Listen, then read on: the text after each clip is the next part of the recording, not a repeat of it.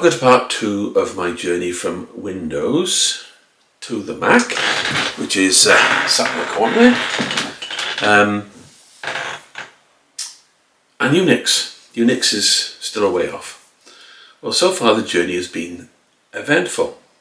I had to first purchase a dongle to connect it to my 27-inch Dell monitor, as well as allowing it to charge, and I needed a new mouse. I then connected a secondary dongle I used to have with my Dell, connected that up so I could actually use my external keyboard, which works fine. I started with the basics of things to begin with. I copied some files, some of my local files, to the Neo.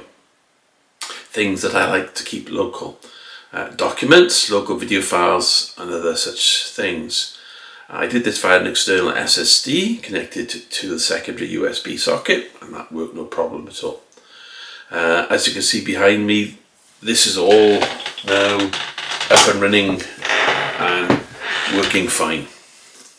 I created a local file on the system, and to actually document some of the shortcuts that you can use on the system, such as screen captures, because it's different. You normally press the captures the screen on the local PC, and then you manipulate it using Paint. It doesn't quite work the same on the Mac.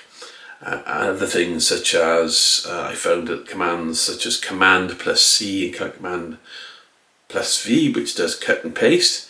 However, those commands don't work for every application, which is a bit of a pain.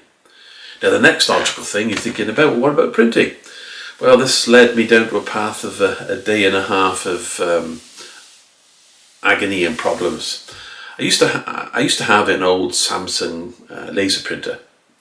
Bought it about, must be 7 years ago now, before COVID. And that worked fine, connected to the USB port on my Dell laptop, no problem. I thought, will be a problem again. I connected it up to the USB-A port on my external dongle, and surely that would pick it up, no problem at all. Nope. Mac OS loves wireless printers and is not fussed at all about locally attached printers. I couldn't get it to work.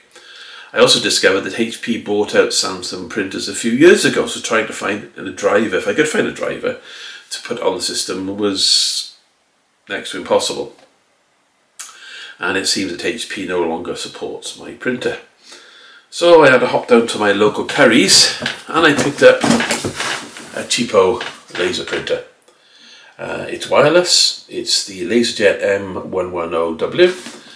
Once I installed the HP software, everything worked fine. It picked it up. I'm not that unhappy about this. My old Samsung was about 7 years old, and it means I can actually print from this printer elsewhere. It's no longer just connected to one system. I do some work on YouTube, and I needed to find some editing software. Well, I thought, well, currently I've got Cyberlink 365. That's available on the App Store. I'd install it. Great. I'm a 365 user. I thought my license would transfer over, no problem at all.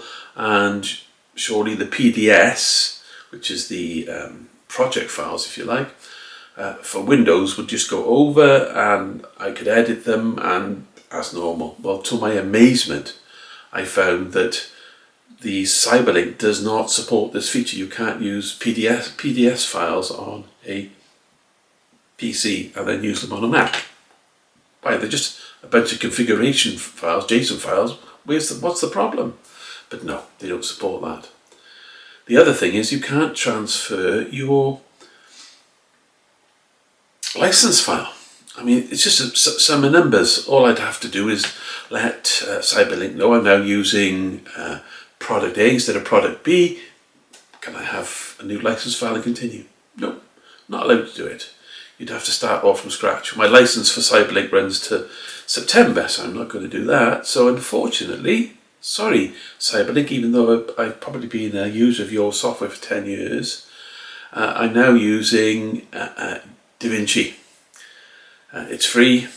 it has vast majority, in fact superior functions to your software. However, I will say its interface is a bit lacking, but it's free, so I will live with that.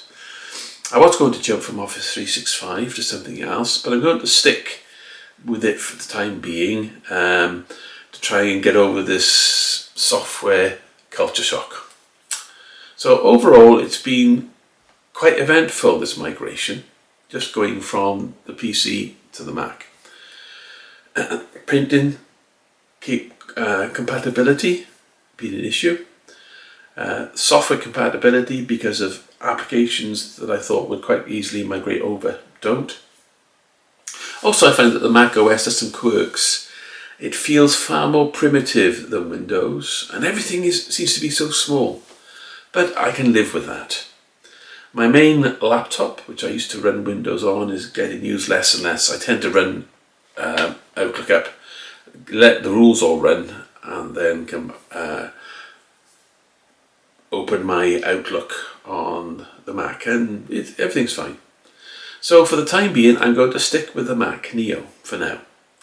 I've also heard on YouTube that there's rumours that a new version may be on its way. So let's see what happens with that. But also, I'll be releasing another video in the near future about how I'm progressing with this migration. I hope you've enjoyed this video. If you do, please like and subscribe.